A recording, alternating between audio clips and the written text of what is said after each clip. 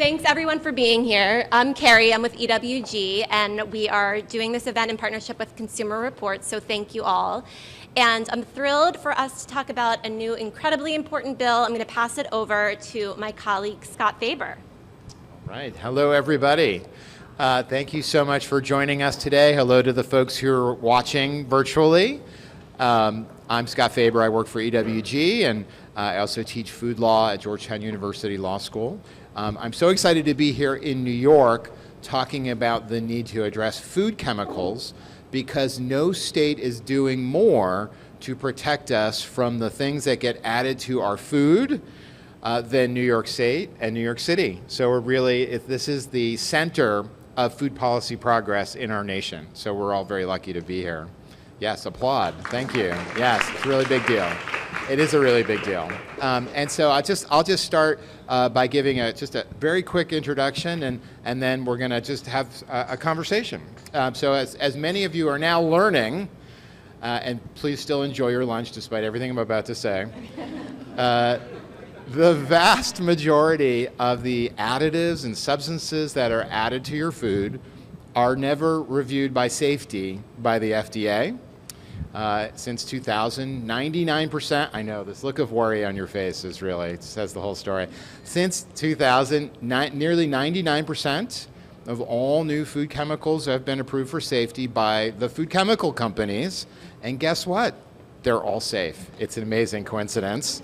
That's not what Congress imagined. Congress imagined that the FDA would review and approve new chemicals, but the law has not been interpreted as we'd all hoped.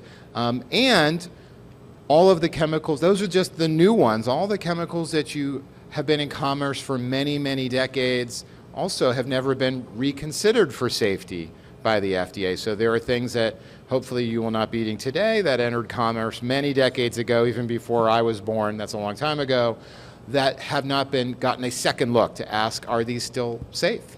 So we're really lucky that New York is taking so many steps to address these issues. And in particular, I'm just going to quickly ask each of us to introduce ourselves, and then I'll throw a question to Senator Kavanagh. Do you want to start, Jen? Sure.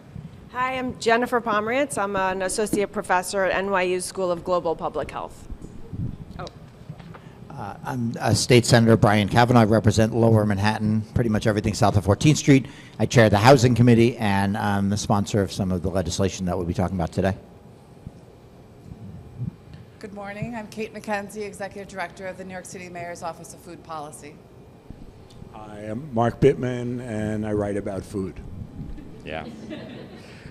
So I'd just like to start. Senator Kavanagh, can you tell us not only why is it important for states to act, but tell us more about your historic, groundbreaking legislation? What a nice question. Nice framing of that. I'm wondering why we don't have menus up here. I want to start there. We have what I managed to score an iced coffee. But anyway, no. Thank you for the opportunity, and thank you to our venue here today, Le Botaniste. I'm not going to try to Frenchify that.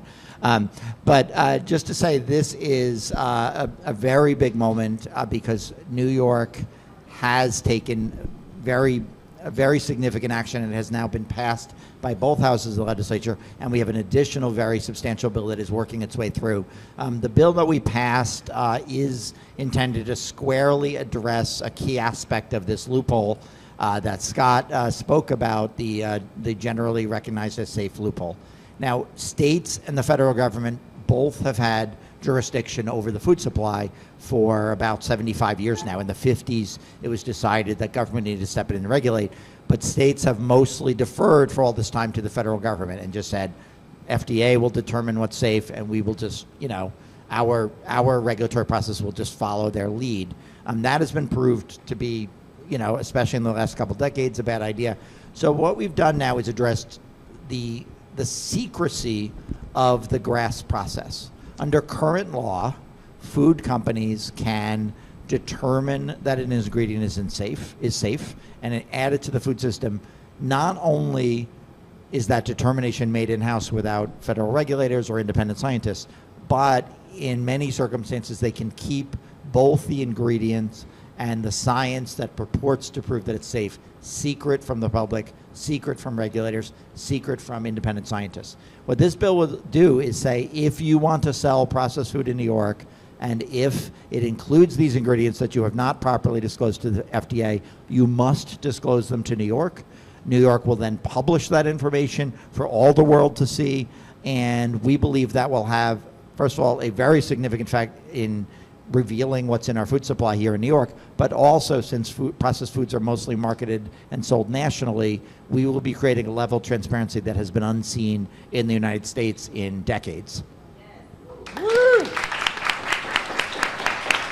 Do you want to say anything about the other bill that's working its way through the legislature? Yeah, we in addition, the bill that we passed already does ban a few chemicals throughout the food supply, but we have a separate bill that particularly focuses on foods that are served in schools. It's basically about colorants that have been proven to be very problematic for children.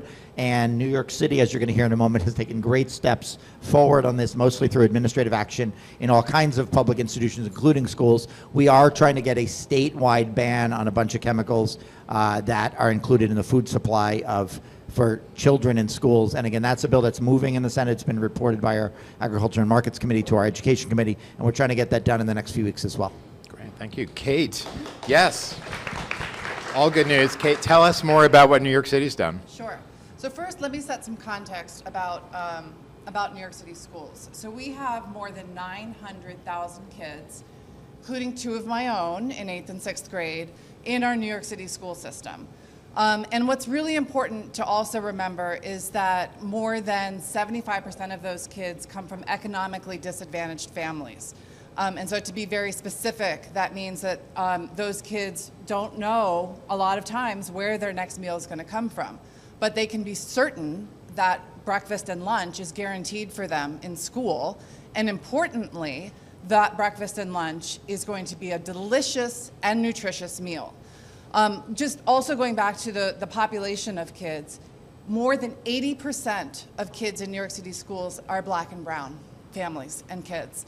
And so really, why I'm calling attention to that is that it's essential for us as a government to make sure that we are really addressing equity in our schools. And again, making sure that we are really caring about interventions to make sure that we are looking again at health, at nutrition, and making sure that we are addressing food insecurity first and foremost.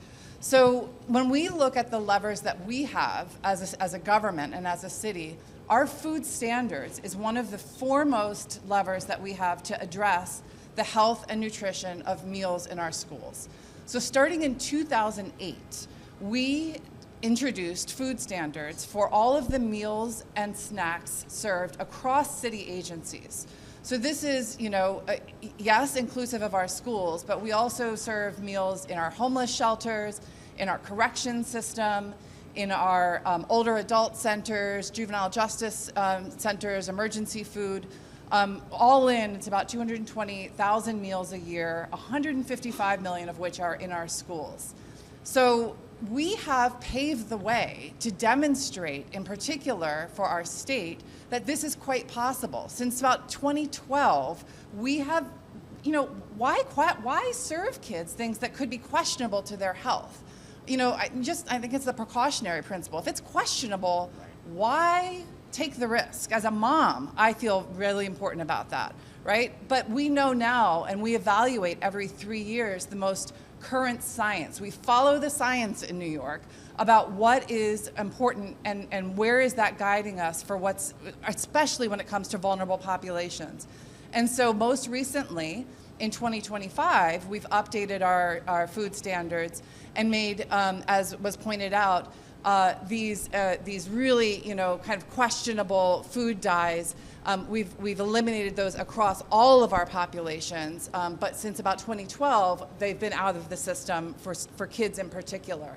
So we know that this is possible. We know that there's a plethora of products available in the system to be able to introduce with lots of, kids are eating the food. It's no extra cost to our to our school district, and it's easy to do.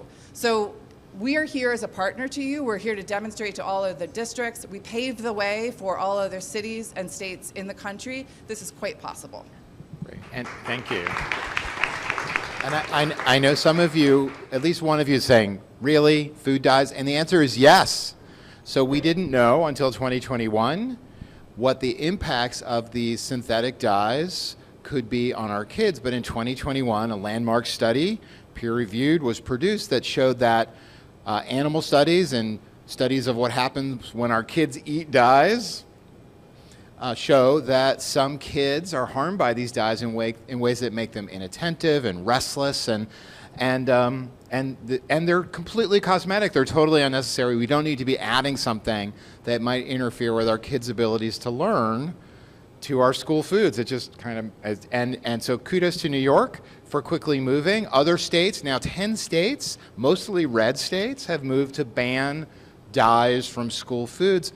It's not the end of the journey, it's the beginning of the journey, but it's a really important precedent. Happy to share that study with any of you who are interested in it. I want to turn to Mark, but before I do, I wanted to just say one more thing about dyes. So the last time the FDA reviewed these dyes for safety was in the 60s, 70s, and 80s, long before we really could understand how dyes could be neurotoxic. And when this new study, this landmark study, was presented to FDA, they sort of shrugged. Meh. So Mark, why should we not wait for Washington to come to the rescue? Why shouldn't we wait for FDA to answer these questions? Right. I think the issue here is that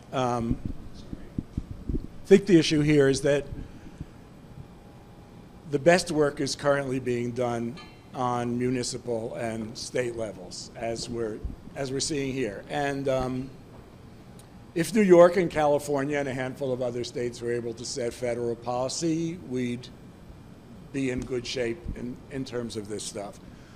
The main problem is that what's happening in federal policy is an attempt to preempt state laws rather than support them. So the issue becomes not so much how to support the great work that's being done here, although of course we should, but how to counter the national attempts to preempt that great work that's done here. And so it's I feel like I'm the bad news guy. It becomes a question of democracy rather than a question of food. And we see this over and over again. So Scott and I,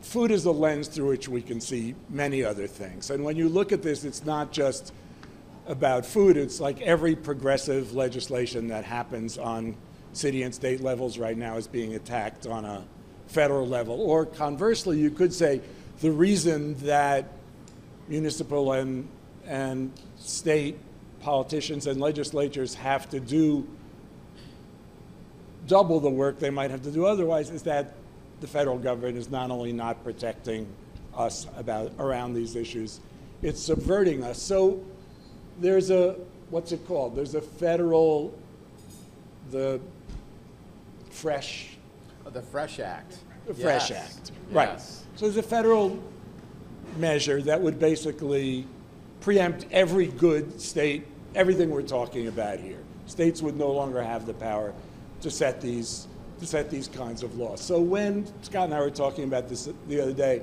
I said, great, welcome to 1905. And I want to just go to 1905 for like 1 second. 1905 was in the middle of what was called the Progressive Era. It was called the Progressive Era because actually good stuff was happening. Things are moving forward. No one is going to call 2026 the Progressive Era. So what happened in 1905 was that people were actually being poisoned by food, as they kind of are now. And in 1906, there was passed what was called the Pure Food and Drug Act. And it was the first federal legislation that said, we are not going to let food companies sell whatever the hell they want to. We're going to regulate this. And that happened. And every positive bill that's been passed, the establishment of FDA, the establishment of EPA, all of this stuff, a lot of what HH&S, Health and Human Services, has done, a lot of that has been built on the back of what happened in 1906. Well, now a lot of what happened between 1906 and, let's say, 2016, or you could say 1980, but it's all relative, but a lot of that has been pared back. And where we're at now is a place where the power of people to organize and make demands of the federal government that caused the passage of the 1906 Act has been diminished. And what we need is not only support for the great work that our mayoral office is currently doing and has done on and off for the last 20 years or so, and the great work that Brian and other people are doing on the state level. We need to see that kind of work happen on a national level. And happily or sadly, I mean, happily we have the power to do that. Sadly, we're not exercising it. It's really all about finding politicians who will, in fact, represent us on a state, on a federal level. And that's kind of what makes looking at food so valuable, is because the issues can be so stark. But it's really what amounts to every public health issue you can name. So that goes from healthcare to gun violence, which is a public health issue, to transportation, which is a public health issue, to economic fairness, which is a public health issue. And all of these things we can make progress on the local level, but the way things stand right now, this year and next at least, it's going to be undercut by what's happening on the federal level, makes the November elections this year as important as any of us could imagine. Wow. And so, Jen, what's the Fresh Act? Oh boy. Yeah, and help us understand. So a lot of us are saying, wait a minute, Congress can tell Brian and Kate that your laws are now wiped off the books? Is that really? Congress can do that? Yes. Yes? Yes. Say more. Okay, so I'm building on what Mark just said. The states and federal government have concurrently legislated food safety for over 100 years. Congress has passed multiple laws on food labeling, food safety, and they've always carved out the states' rights to legislate food safety for labeling, for every single topic that we've ever heard of that's going on right now. Now, all of a sudden, the food industry is lobbying Congress and saying, protect us. We don't want to have to comply with these amazing New York bills that hopefully will become law very soon. We don't want to comply with California's law. We want to be protected. And instead of the food industry saying, look at the Environmental Working Group's website, look at these ingredients that are clearly unsafe, let's remove them. No, they are saying, Congress, protect us from having to actually do anything. And they are actually explicitly saying that we don't want to have to retroactively prove the safety of ingredients that are already in the food supply. Now, how scary is that? Right? They don't know, or they don't want to show us the safety data. That's why this bill is so imperative to be passed. The other thing is they're lobbying for preemption, as Mark was just talking about. Now, this is not only unprecedented, as I just said, but it is so dangerous. The FDA has almost zero track record of protecting us, and they've never been funded to actually do the work that they're authorized or required to do. So let's pretend some great federal bill passes right now. Do you know how long it will take the FDA to get up to speed? They need a framework. They need to have a method to review these ingredients. They don't even know about these ingredients, right? And then they need funding. There's never been a history of funding the FDA on the food side. So we are in an unprecedented and dangerous situation if Congress preempts the states. And the number one thing they're saying is your bills and are making food prices go up, making food more costly. Why are they wrong? Yeah, I want to just a few comments Yes, on this. please. First of all, the Fresh Act is ridiculous. It is dangerous. I don't think we should accept the notion, though, that the federal government has the power to strip from states this basic authority that we've had for a long time. States, the law around preemption is very complicated. I will acknowledge that the current federal judiciary has not been reliable in terms of its interpretation of longstanding laws and norms in the United States, but the basic power of states to prevent people from eating things that are toxic has been a very longstanding principle in the U.S. And we are relying on, again, 75 years of laws that have been on the books in the state, in all of our states just about, that express that point of view. So everybody should call their member of Congress and say, you know, kill the Fresh Act, which is oddly named.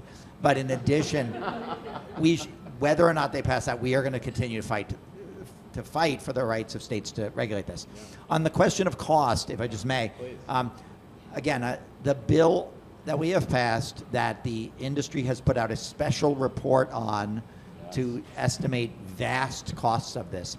The only thing that it does is require them to disclose scientific information that they are already required by federal law to have gathered and to maintain. That is the basis on which it is legal for them to include ingredients in our food. So the only thing the bill does is require them to disclose that. So when they say they're going to have to retroactively prove safety, they are currently theoretically required to prove safety. They're just not required to reveal that to anybody. So again, this is a disclosure bill. It will not have meaningful costs. They've estimated that it'll cost the state government alone $30 million because somehow it'll cost us $10 million to write regulations. They've estimated that creating a website and a portal for this data to be updated will cost tens of millions of dollars. They started by saying this was unnecessary because the federal government will solve the problem. RFK Jr. will solve the problem. We don't need New York to act. Now they're saying, you know, cataclysmic things will happen and food prices will go up 6%, and it is nonsense. And costs. Did taking dodgy additives out of school foods make them cost more? Absolutely not. So, you know, one of the things I want to address too is that we're huge. When we want something new, the market wants to say, we're here. Here's how fast we can do this for you. They want our business. So, you know, I want to also say that, like, we take very seriously the menus that we create. So introducing any change we take very, very seriously. You know, so my colleague Kelsey and I very recently participated in one of these taste tests with kids. So, you know, when we you know, introduce, whether it is a new product, you know, we're talking about changing some of our specs, right, and introducing new products. You know, I want to be very clear, like, I mentioned the food insecurity factors that are in New York State and especially New York City. What is the point of doing any of this, too, if kids are not going to eat the food? So we have to make sure that anything that we put on the trays is going to be consumed. And I don't know about you, but my kids are pretty, you know, can be very expressive with when they like something, but really when they don't like something. And I don't think that's just New York City kids. I think that's all kids. So when we bring in our kids to right across the river, the headquarters of our school food operations, we really want to hear their input. We really want to hear, because this is also an opportunity to teach them about food and to teach them about what we're putting in food and what we're taking out of food. So when we say, for example, you know, it's not just, you know, yuck or yum. It's like, what is it that you don't like about this food? What is the texture that you don't like? What is the flavor that is, you know, not pronounced enough or not, you know, too much of? That's an opportunity to really tell them about why, you know, why is it, you know, too, you know, not flavorful enough, because we actually limit the amount of sodium that's in food, or, you know, we're limiting the amount of sugar that's in something. It's an opportunity for nutrition education at the same time. But so these are all feedback that we give to the manufacturers to say, like, you know, you got to do something around this so that we then can be able to make sure that we're staying within the price points that we have to, and really be able to stick, and, you know, we haven't been able to see, we've been able to stay within those prices. You know, it's easy for us to do so that people across the state have those opportunities for us. We can share the manufacturers, we can share the specs. I think yogurt was one of the easiest things for us to. It was actually, I should retract that. It was not easy, but once we got the right yogurt with the exact amount of sugar, all of the school districts in the state have been able to benefit from that. So I think that this is years in the making, but we can certainly be able to see the ripple effects from that. That's great. Mark, I saw that you wanted to jump in. Did you? Was there something? No. Okay. Well, so that's a first. So, just kidding. So, I think we want to invite people to ask questions, right? Well, if we're just one. Oh wait, if we're we don't want to hear. We don't want to hear from you. Just in case I got that someone wrong. doesn't ask this Okay. question. Okay.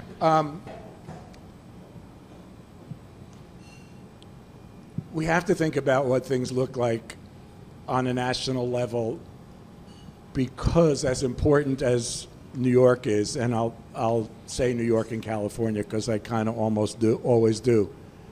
Not everybody gets to live here. As a person who was born here, lucky enough to be born here, not everybody gets to live here. So what we do is super important, and I think we have California to thank for the fact that our cars don't pollute our air nearly as much as they did 30 years ago, right? And those kinds of things can work. But not everybody lives in New York and California, and not every law that's passed here gets echoed every place in the country. And again, I think it's important to remember this goes beyond food. It goes beyond protecting what happens to people here. And I don't think it's not an either-or situation.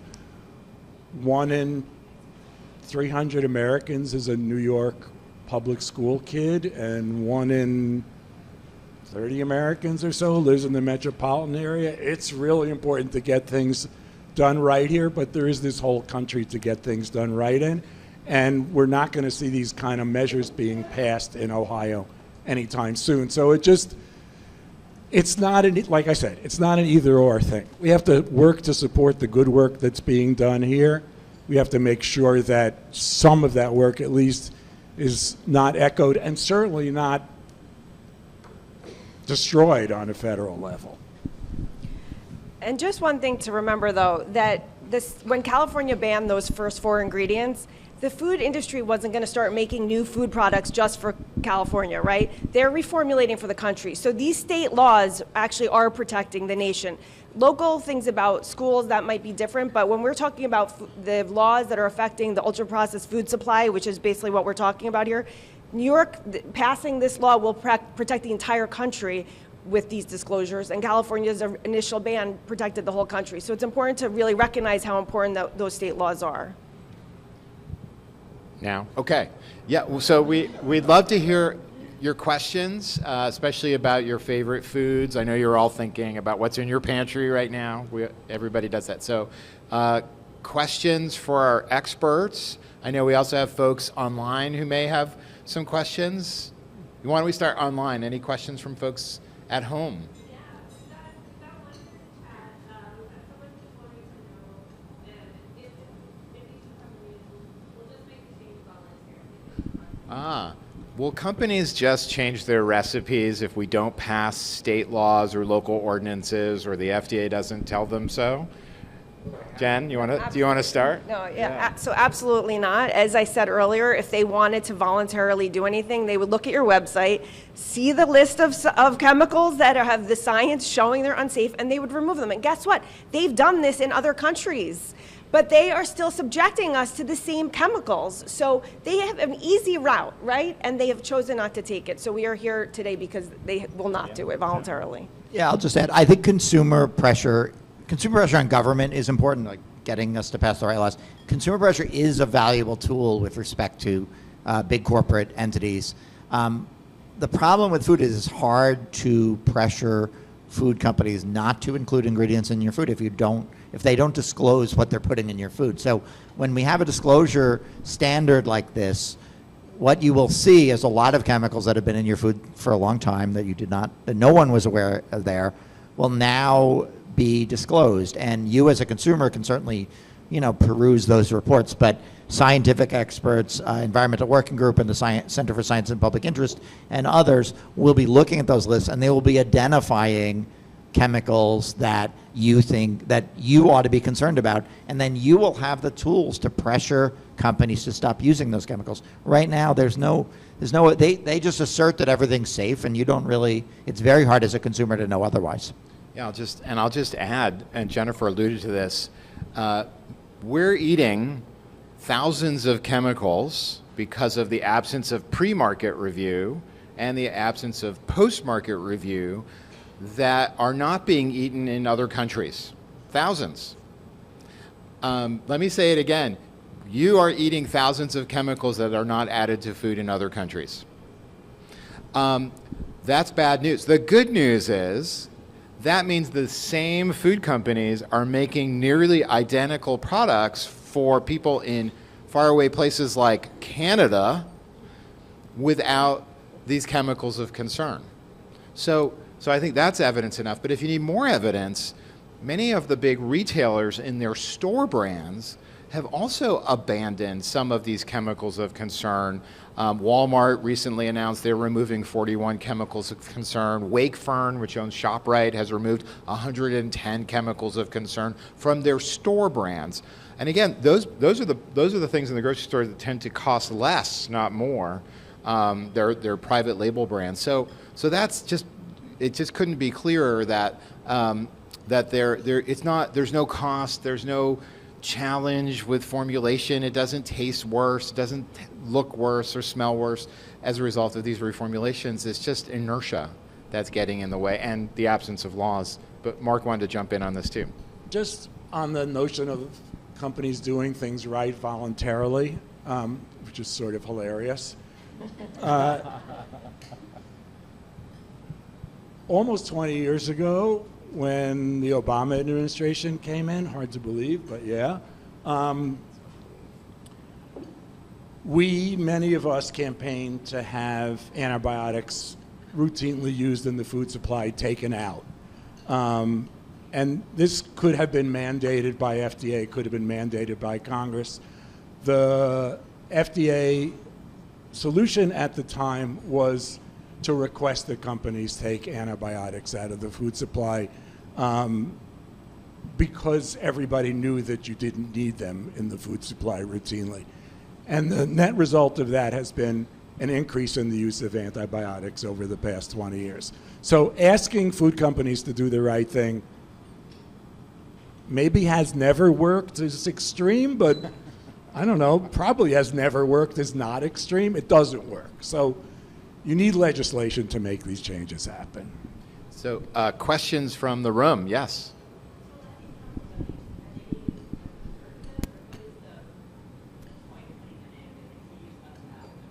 Yeah, that was a great question. So why are they putting chemicals into our food that may be linked to health harms? So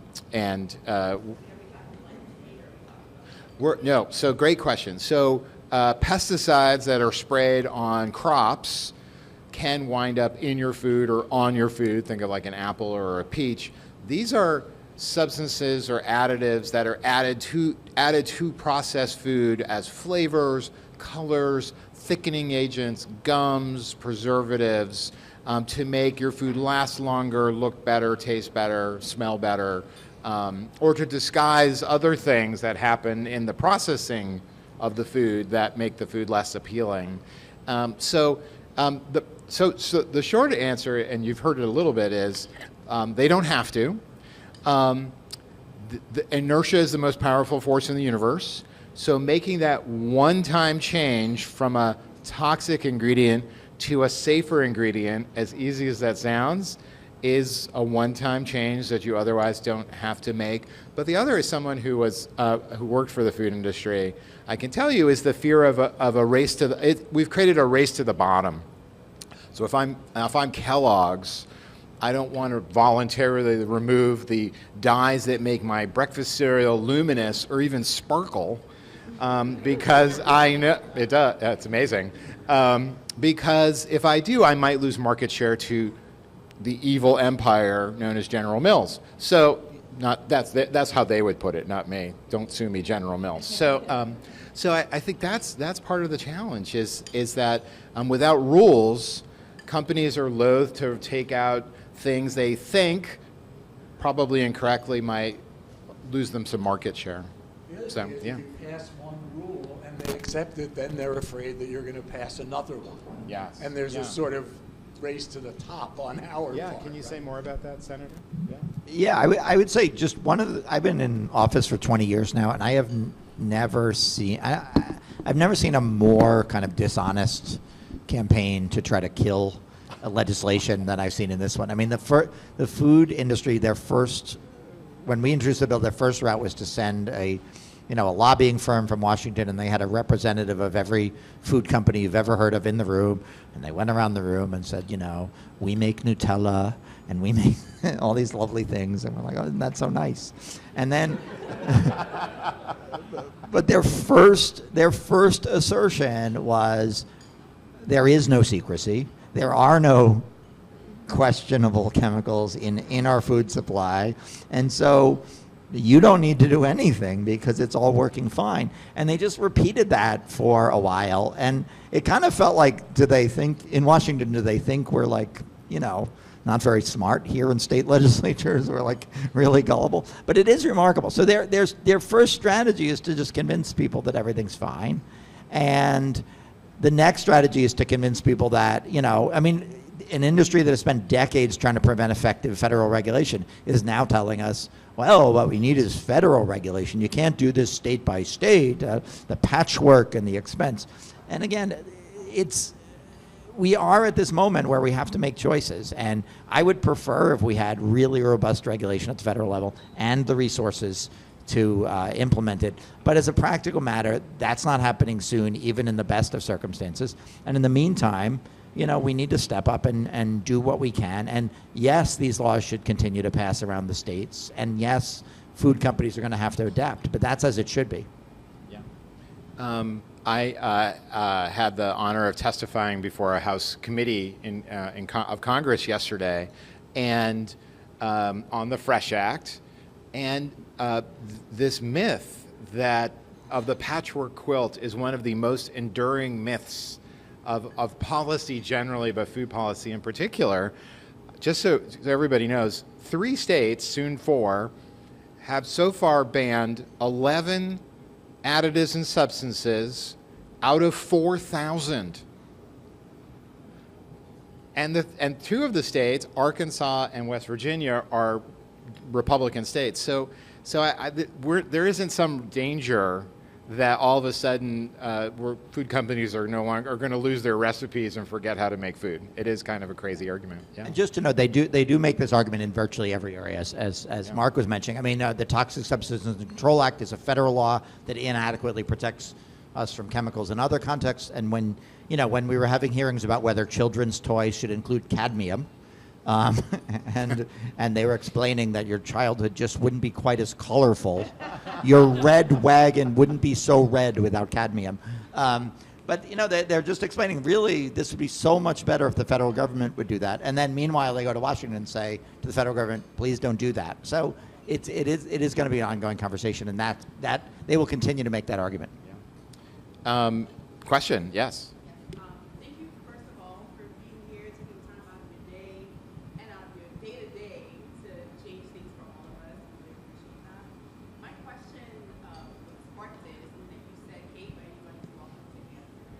You talked about the ripple effects. I'd love to hear some of the ripple effects that you've already seen and the ones that you're really looking forward to seeing. So I love talking with others. So the work, when we are able to sort of, I often use the coming off of a snow season like we just had, being a snow plow and paving the way for others to follow, right? And so whether it's other municipalities here in the United States, but often it's in Europe or in the global South, other cities who are looking to do other things just like us. I had the opportunity to go to Africa, in Ethiopia, and different contexts for sure. But school meals are such a powerful driver. a city like New York, it looks and feels so different, but we're all experiencing the same types of challenges. And so those are some of the ripple effects of just like, feeding kids is so essential, right? And we all have, unfortunately, the challenges of food insecurity. We all have the challenges of getting kids to eat nourishing meals. And those are some of the things that I find so rewarding. And having, school food service, operators be able to share recipes and be able to talk about, some of the very same things we're experiencing today. And no one wants to be serving kids unhealthy meals. And so when we have champions like Senator Kavanagh or, people who are willing to fight the good fight, those are some of the most rewarding experiences I find. Yeah. Questions? Yes.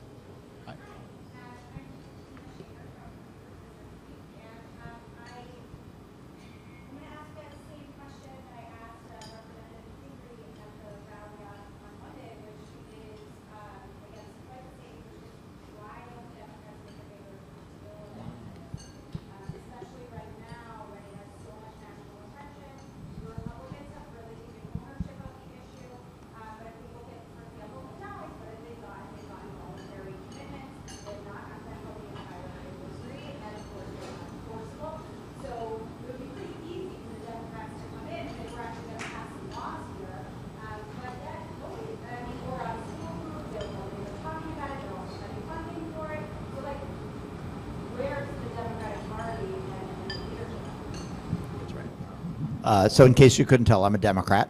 I represent Lower Manhattan. That would be shocking. Right, but no, I mean, I will say it's a fair question. One of the interesting things about this issue as we rolled it out in Albany is it has been the most bipartisan thing we've done in a long time. I mean, the bill I'm talking about, which is, again, cataclysmic according to the food industry, passed the Senate unanimously. Every single Republican voted for it and every single Democrat. I think this is a moment. Again, a lot of people are, these are like times of great division and no one wants to be perceived as like too ready to jump into the, into an effort with the other party. But this is a moment where we can all acknowledge that we can make common cause against rapacious corporations who want to ignore safety in order to maximize their own convenience and their own profit. And the fact that Republicans, who I think it's fair to say a few years back probably would not have been on board with that message, now basically are on board with it, I think is a wonderful development. I do think it's an opportunity for us, and if you listen to, I've been talking about this a lot. My colleague Anna Kellis, who has a doctorate in nutritional epidemiology, who's the assembly sponsor of this bill, talks relentlessly about this issue. I do think a lot of Democrats are talking about it, but I agree this is an opportunity to make this a statewide and a national messaging point for Democrats. We're standing up for you. We're getting government to function as it should, provide appropriate regulation for an industry that really needs it. This bill now has passed both houses and needs to go to the governor. We are looking to Governor Kathy Hochul to sign this bill, and again, I think she ought to make a big deal about it when she does and continue to message to New Yorkers that we're ready, willing, and able to stand up and protect you. I just wanted to add two quick things, and I think, Dina, you've seen this recent polling that was done by Impact Research that showed that these issues, not just food issues, but chemical in food issues, are even more compelling with battleground voters than issues like healthcare and food affordability, which really, was shocking to me. But I'll send it to you, Dina. It was done by Molly Murphy, who you may know. Yeah, and so really extensive, lots of not a push poll, et cetera, but like surveying a lot of different voters, both parties, battleground voters. But the other thing I wanted to mention was something really important happened today in Washington that goes straight to this issue, which is the House is considering the Farm Bill, and the underlying bill had a provision that would block cities like New York City from setting your own pesticide ordinances, which you have many of, and would deny people access to justice in the courts if pesticides have injured them or caused their harms in some way. And Congresswoman Pingree, I think somebody else, oh, you mentioned her, Dina. Congresswoman Pingree worked with Republicans to offer an amendment to the bill that passed, I don't know if we have the vote tally handy, but it was something like 300 and something to 100 and something, which is really remarkable. It was a bipartisan vote to reject what might be the most money I've ever seen spent on a food issue by Bayer, in this case the maker of one particular pesticide, to reject these riders, these policy provisions that would block local control of pesticide use and would deny people access to justice. And it was, even people who've been working on these issues for decades were shocked, truly shocked, by the overwhelmingly bipartisan nature of this victory for ordinary folks. So yeah, it's sort of when there are very few times where you can really test sort of the mood of our legislators like a vote. Votes are really a measure of how salient are these issues, and the fact that the Pingree, which is ultimately named the Luna Amendment, I'm happy to explain why, passed so overwhelmingly in the House is a really important inflection point. Dina, yeah. Yeah. Of course not. Of the people that voted to keep that against the amendment, I'm just curious what the party breakdown was there. Oh, fantastic. Look at this. So it passed, I was close, 281 to 141. 6 Democrats voted no out of 200, and then 134 Republicans voted no, but 74 Republicans voted with you and not with Bayer, which is a really important moment in history. Sorry, go ahead. Can I just add, I think there is a dynamic here that relates to how journalists treat this issue. So when right? All right. So I'm doing the Food Safety and Chemical Disclosure Act, and I've got this bill, and journalists are asking me, oh, so MAHA, which is, of course, Make America Healthy Again, has inspired you to do this, right? And, I had to point out, first of all, that I introduced this with 6 months left in the Biden administration, when I frankly did not anticipate that we would have a second round of administration. I think that journalists cover things that are unexpected, that are different, that are new. And it is different and new that we have many activists who are on the right, who are in the Republican Party, who are insisting on a greater level of corporate accountability. And again, that is welcome. It is a story. It should be covered. But there are a lot of us who are Democrats who have spent our whole careers trying to ensure that government is doing what government is supposed to do, to properly regulate our economy, to allow the great innovation and the free market and all those things to deliver the wonderful benefits, but understanding that without proper regulation, you don't get the benefits and you get a lot of harm. So again, a lot of us have been at this for a long time on guns, on toxins, on climate, on food. It is great that, and I think that the noise on the right has been welcome and wonderful, but I think it's a fully bipartisan effort at this point, partly because a lot of us on the Democratic side have been doing it for a long time. Yeah. I would say we know about this. I mean, like the public is aware of the Democrats on guns, on healthcare, but we don't. I'm saying this as a member of the public, not as a journalist, that we don't hear the Democrats talking about these issues. Michelle Obama talked about that, but since then, I feel like it has. It doesn't even look as being done, but certainly. Yeah, and I'm not disagreeing with that. That is the reality. I think we as elected officials and politicians have a role, and I think journalists also, how you frame it also has a role in how the public perceives it. We will indeed. But I do want to point out there were bills considered yesterday proposed by Democrats, Pallone from New Jersey, Rep. DeLauro from Connecticut, and they've been working on, and Rosa DeLauro has been working on these issues for decades, so maybe it's just not getting to the news, but there were major and very important bills talked about yesterday in Congress. One other thing that's on the horizon that came out of your question is they are also trying to preempt litigation. That's one of the things that was just being discussed. preemption is not only preempting states' legislation, but also litigation. So if you're an injured party, they can actually take away your right to sue.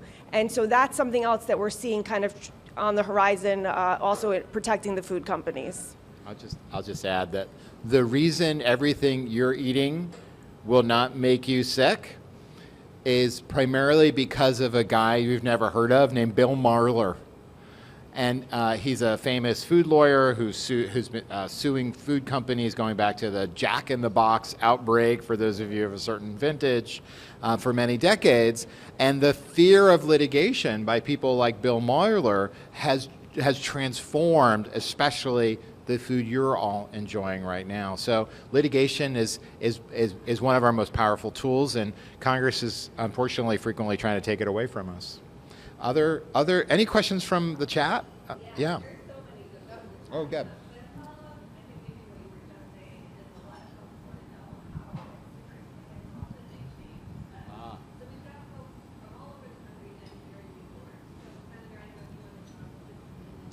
How can people get involved?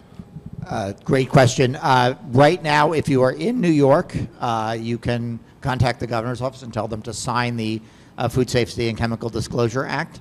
You can talk with all of your legislators. If you don't know who they are, you can go on Who Represents Me, NYC or New York State version, and find them and tell them that you want us to pass legislation to address chemicals in school foods in particular, because that's what's on the deck. We also do have good bills on added sugar and added salt that we're working on. Senator Rivera, who chairs our health committee, works on those. But again, contacting, when we as a legislator hear from somebody, when we hear from 20 people, we assume there are thousands more that would be contacting us if they, had the time. So again, reaching out directly is great.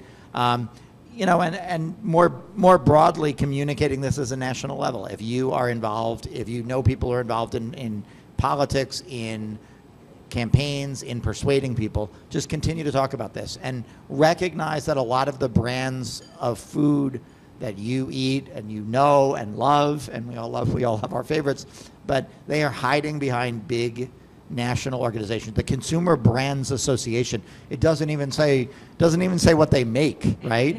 These are things that are consumed and have brands. They lobby for very bad things on behalf of food companies that are insisting that you should trust them. So just educate yourself, educate your friends, and let's continue to make noise until we get the right laws on the books. Any other last questions for our experts before we let them enjoy the food? You have a question?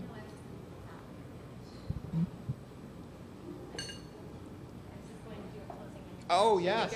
Back to Carrie. No, are you all set? Everybody was good? Okay. Thank you all so much, and thank you all so much. That was such a good conversation. Thank you. I just wanted to, I just wanted to remind the room that if you are on social media and you have a big following, everything that Senator Kavanagh just said, please share that, because that gets other New Yorkers involved, and obviously that's the goal. So thank you for that. And then, as most of you probably know, EWG works on chemical safety on many different kinds of products, and we have some very generous brands who sent just a few samples that are all products from our EWG Verified program, if you want to take a look back there before you leave. And just thank you all so much for your time. Oh, and thank you, Consumer Reports, for being a part of this. We really appreciate you and your partnership. Thank you. Thank you all again.